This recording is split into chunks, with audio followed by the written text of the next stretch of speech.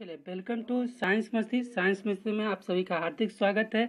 आप ये इंटरफेस देखकर कह रहे होंगे कि ये क्या चीज़ लिखा गया है, तो ये कुछ और नहीं, ये आपका एक नए तरह का कॉन्सेप्ट है जिसको मैंने तैयार किया है।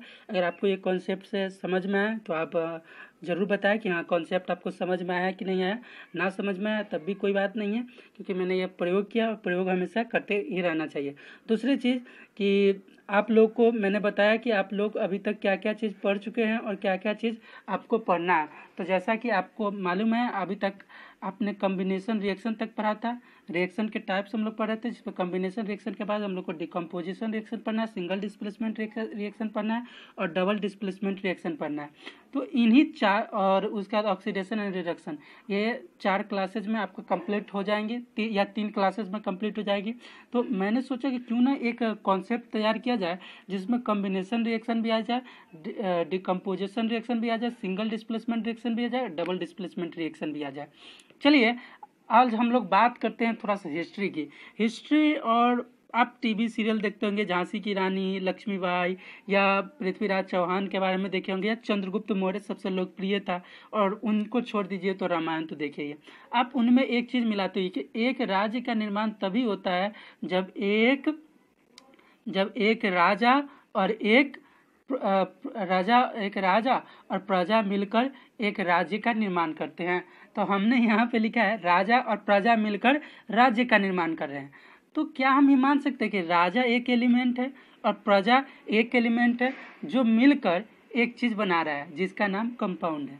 अर्थात कि जब राजा और प्रजा मिलकर किस चीज़ का निर्माण कर रहे हैं, कंपाउंड का। जब राजा मिल रहा है प्रजा के साथ तो वो मिलकर किस चीज़ का निर्माण कर रहा है, कंपाउंड का निर्माण कर रहा है। आप पढ़े हुए भी होंगे इसके definition, when 2 or more than 2 elements are combined to each other in a fixed ratio, then compound is formed, compound बनता है। चलिए, ये चीज़ हम लोगों ने समझ लिया। अब आगे के हम काम देखते हैं कि अगर दो कंपाउंड मिल जाए तब प्रयोग करते रहना है भाई, प्रयोग करते ही चलना है कि राजा प्रजा मिलकर राज्य का निर्माण किए।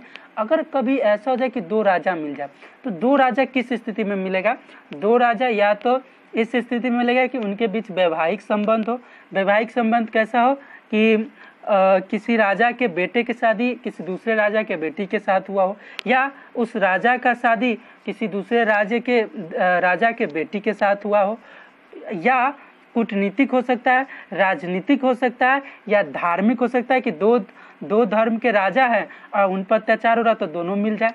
तो इस तरह से मिलकर क्या होंगे, कंबाइन होकर एक बड़ा राज्य का निर्माण करेंगे। अर्थात when 2 compound are combined to when 2 or more than 2 compound combine to form a single compound is called combination reaction। देखो, राज्य 2 राज्य मिलकर एक बड़ा राज्य बनाया। इसको बनाने के लिए इसके पास क्या था कि या तो वैवाहिक संबंध स्थापित करो अपने बेटा का और सामने वाले राजा के बेटी का, या अपना शादी उनकी बेटी से कर लो। ये काम राजा करते थे किस चीज़ के लिए? अपने राज्य को बढ़ोतरी के लिए। तो मतलब अब क्या हुआ कि ये समझिएगा, ये देश का राजा इस देश के राजा के साथ वैवाहिक संबंध में जुड़ गया, अर्थात इन दोनों में कभी भी झगड़ा झंझट नहीं होंगे। तो ये पूरा जो हुआ एक राज्य होगा। मतलब 2 राज्य मिलकर एक राज्य होता था, 2 कंपाउंड मिलकर एक। देखो, राज्य को क्या माने हमने? कंपाउंड माने। तो 2 कंपाउंड मिलकर एक सिंगल कंपाउंड को बनाया। कैसे बनाया? कंबाइन होकर, अर्थात कॉम्बिनेशन रिएक्शन।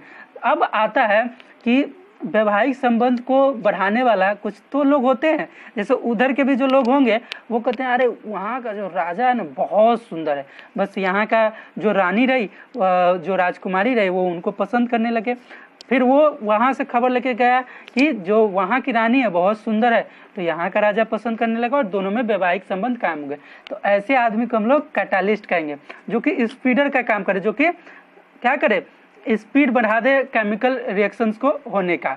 अब दूसरा चीज़ है कि जो इसमें संबंध स्थापित होता था, कूटनीतिक था, डिप्लोमेटिक था, राजनीतिक था और एक था वैवाहिक। तो इसी प्रकार कॉम्बिनेशन रिएक्शन जो होता है टेम्परेचर पर डिपेंड करता है, और उसके बाद आपको वेदर पर डिपेंड करता है, इन 4 चीज़ों पर डिपेंड करता है जो कि आप उसमें कर सकते हैं। तो दिमाग में हमको कॉम्बिनेशन रिएक्शन का दिक्कत नहीं होना चाहिए कि भाई 2 कंपाउंड मिलकर राज्य मिलकर एक बड़ा राज्य बन गया। किस आधार पर बना? वैवाहिक संबंध पर बना, या वैवाहिक संबंध पर बना, या डिप्लोमेटिक राजनीतिक तौर पर बना, या धार्मिक तौर पर बना।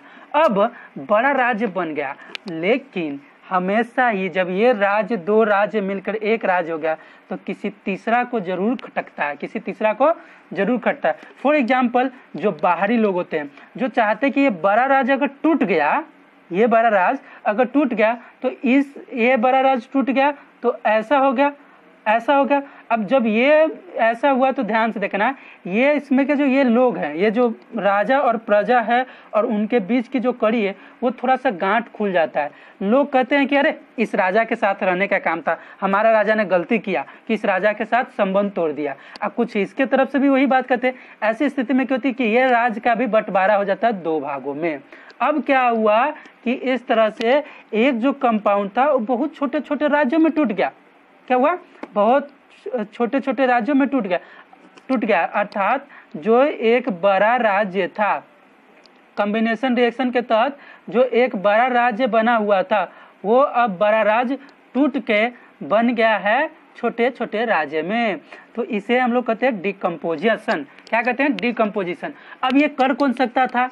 उस समय हम लोग के यहाँ बड़े बड़े राजा थे, उन राजाओं को करने के लिए बड़ाई कर कर, उनको प्रशंसा करके इतना चढ़ा बढ़ा देते थे कि वो अन्य राजाओं को कुछ मानते ही नहीं थे। फॉर एग्जाम्पल, जो ब्रिटिश थे, पुर्तगाली थे, फ्रांसीसी थे, वो हम पर अधिकार इसी तरह करते थे। वो इस राजा को बताइए, योर मैजेस्टी, आप जितने बलवान है उतने ये वाले नहीं है, और यहाँ जाकर कहा आप जितने बलवान है ये वाले नहीं है। और इस तरह से दोनों में लड़ाई करवा के दोनों को छटका देता था, और छटकाने के बाद इसकी भी शक्ति कमजोर, इसकी भी शक्ति कमजोर, इसको भी 2 भाग कर दिया, इसको भी 2 भाग कर दिया, और खुद वहां का बड़ा सेठ बन जाता था। तो यही काम होता है कि जब एक बड़ा राज्य बन गया, अर्थात एक कंपाउंड को तोड़कर 2 या 2 से अधिक छोटे छोटे कंपाउंडों में तोड़ देना ही डिकम्पोजिशन कहलाता है। तो डिकम्पोजिशन में देखो यहाँ पे 3 तरह के मैंने जान से नाम दिया। पुर्तगाली, अर्थात इसमें 3 तरह से डिकम्पोजिशन हो सकता है। एक या तो हीट के कारण एनर्जी चाहिए ना तोड़ने के लिए, भाई तुमको एनर्जी चाहिए, तुम्हारे माइंड का पावर चाहिए, तुम्हारे शरीर में ताकत होना चाहिए। अगर मानो अंग्रेज के पास ताकत नहीं होता, उसका सेना नहीं होता, तो क्या हम लोग मानते कि हाँ तुम बात सही बोल रहा है, लेकिन उसके पास ताकत थी, सेना थी, तभी ना राजा मान जाते थे उसके बाद। तो अर्थात एनर्जी की जरूरत है। तो एनर्जी किस चीज से मिल सकता है? हीट से मिल सकता है। तो हीट के द्वारा जो डिकम्पोजिशन होता है उसे थर्मल डिकम्पोजिशन कहते हैं। उसके बाद लाइट के द्वारा, लाइट से भी एनर्जी निकलती है, लाइट के द्वारा और इलेक्ट्रिसिटी के कारण। तो कोई पूछे कि कौन सा रिएक्शन जो इलेक्ट्रिसिटी के कारण होता है, तो वो होता है डिकम्पोजिशन रिएक्शन। अर्थात छोटा छोटा 2 राजा हो गया। अब यो घमंड नहीं टूटता था उस सबका, जो राजा इतना छोटा छोटा होगा उसका भी घमंड नहीं टूटता।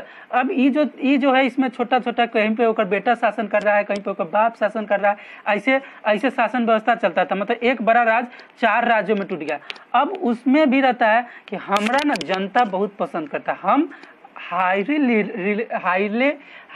रिएक्टिव मेटल, ठीक है। हाईली रिएक्टिव का मतलब बहुत सक्रिय है, मुझ में बहुत पावर है। तो वो क्या करता था कि जैसे यहाँ पर बात समझो कि इसके ये हाईली रिएक्टिव क्या करता था, ये अगर कमजोर है तो इस कमजोर को अपने में मिला लेता था। अर्थात यहाँ से उठाकर इसका डिस्प्लेसमेंट कर देता था इसके साथ, इसको यहाँ से भगाकर यहाँ ला दिया और इस तरह से नया कंपाउंड बनाता था। तो ऐसा जो रिएक्शन होता है उसको डिस्प्लेसमेंट रिएक्शन कहते हैं, जिसमें एक कमजोर को हटाकर एक नए साथी के साथ चला जाता है, तो उसे डिस्प्लेसमेंट रिएक्शन कहते हैं। अब आपके मन में आ रहा होगा कि सर डिस्प्लेसमेंट रिएक्शन में ये हाईली रिएक्टिव मेटल क्या है? यही तो जादू है।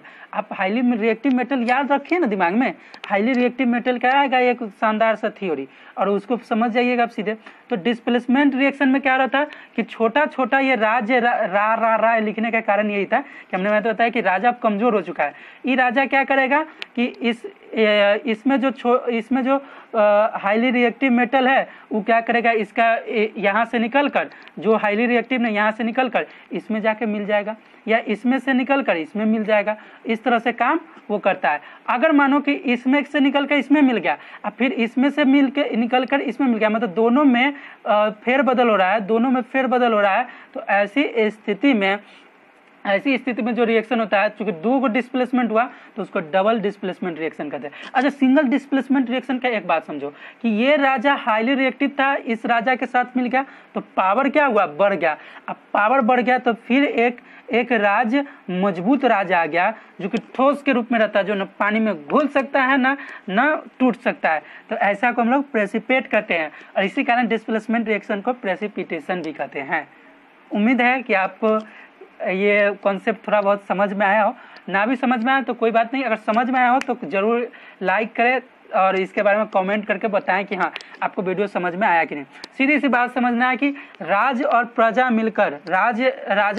मिलकर एक राज्य का निर्माण करता है। दैट इज दो एलिमेंट मिलकर एक कंपाउंड का निर्माण करता है। दो राज्य मिलकर एक बड़ा राज्य का निर्माण करता है। बड़ा राज्य में जब तोड़ने वाला कोई शक्तिशाली आदमी आ जाता है तो वो क्या करता है, बड़ा राज्य को दो भागों में तोड़ देता है, डिकम्पोजिशन कर देता है। अब फिर आता है कि टूटने के बाद भी कुछ राजा होते हैं जो मजबूत होते हैं, तो क्या करता है कि अन्य राज्य के राजा को अपने में मिलाकर एक बड़ा राज्य बना लेता है, जो कि बड़ा राज्य न पानी में घुल सकता है न टूट सकता है। दैट इज प्रेसिपिटेट रहता है। प्रेसिपिटेशन उस रिएक्शन को कहते हैं।